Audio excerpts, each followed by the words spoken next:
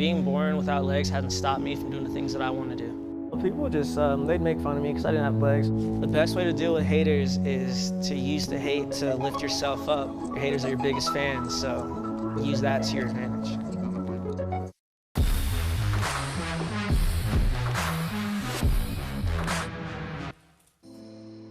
My name is Zion Clark. I was born with a rare condition that caused me not to have legs. I was born with caudal regression syndrome. It is a very rare disease. 1 out of every 100,000 kids are born with it each year. Caudal regression syndrome is a rare disease that can cause a number of abnormalities in a baby. Like, it can be you have a portion of your spine missing, or in my case, I was born without legs. I lived most of my life through foster care up until about 16.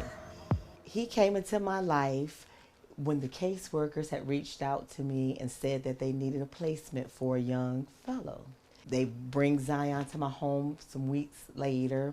Then it came to a point to where I just knew he was mine, and I just was so in love with him. And I approached him one day on the couch and I said, Zion, I know that I'm not your biological mother. And I asked him if I could get to be his mom. He said, yes, I want you to be my mom. I was like, well, let's do this. Let's do it. The relationship with my mom is fantastic. She is the greatest woman I know, and she wants what's best for me. She wants what's best for me and my sisters. She never once was gonna give up on me. I mean, I was always a troubled kid during school, so I mean, any little thing would make me mad.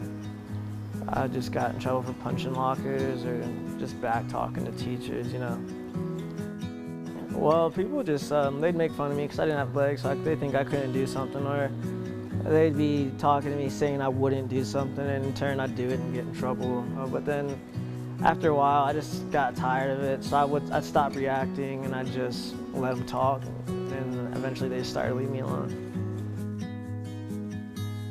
School wasn't the greatest time for me, but by the time I was a senior, I was able to turn it around and get to college and start doing everything I wanted to do. I started wrestling in 2nd grade. I could just go wrestle for a couple more hours, waste all my energy, and go home and just go to sleep. When I was really little, the first few matches, I didn't know what to do, and neither did my opponent. Some kids were scared to wrestle me. I was scared to wrestle them. I didn't know what I was doing.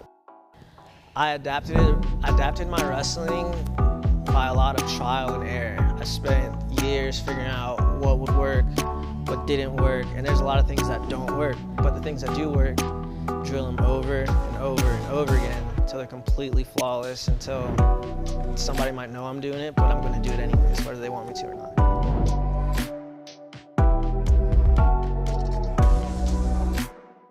I am feeling great about a match. I train about twice a day, every single day, about 6 days a week. And it's an everyday thing, it's a grind, it's a lifestyle. Zion was a very special athlete because he had perseverance, and his determination was second to none. It was very easy for me to coach him with qualities like that. Very good takedown. Let's go, let's go, let's go. Let's get the breakdown. He has no legs, so he doesn't have any power for the bottom half of his body, which puts him at a grave disadvantage for wrestling. I noticed that because of his willingness to do the things that he needs to do to win, that I knew that we could come up with something to make him successful. How proud am I, Zion?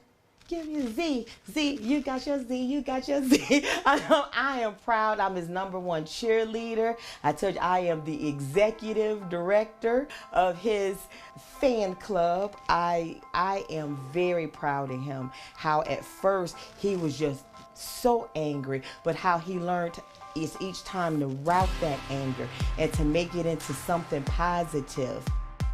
Being born without legs hasn't stopped me from doing the things that I want to do. The best way to deal with haters is to use the hate to lift yourself up. Your haters are your biggest fans, so use that to your advantage. My dreams and ambitions, one day to make the Olympic team, be one of the best freestyle wrestlers in the world. I want to be able to go back home, tell my mom, like, Mom, #1, there's nobody better. I'm going to try to keep getting better from there. I just want to be the best. The biggest lesson I've had to learn is that things will not always go your way, but you have to work with what you got. And once you're able to work with what you have, multiple doors will start to open.